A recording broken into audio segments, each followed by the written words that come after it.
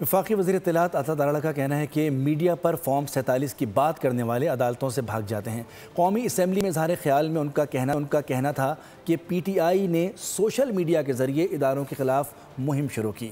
वज़ीर आज़म शहबाज शरीफ ने उन्हें मिसाक़ जमहूरियत की दावत दी। नवाज शरीफ से नाइंसाफ़ियाँ हुई थी, उन्हें अदालतों ने रिलीफ मिला।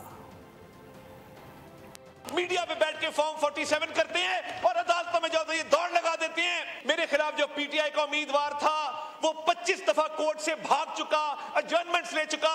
इनके वो सोशल मीडिया अकाउंट्स जो आज फौज को टारगेट करते हैं, फील्ड मार्शल को टारगेट करते हैं और इंडिया में लाइक्स मिलते हैं, अफगानिस्तान में लाइक्स मिलते हैं, तमाम फस्तायत के बावजूद, तमाम चीरादस्तियों के बावजूद मियां मोहम्मद शहबाज शरीफ ने इसी कुर्सी पर खड़े होकर कहा था कि मैं मिसाके मईशत करने को तैयार हूं, आओ हमारे से बात करो। मियां मोहम्मद नवाज शरीफ के साथ जो ज्यादतियां हुई उस पर अदालती रिलीफ उनको हाईएस्ट कोर्ट से मिला।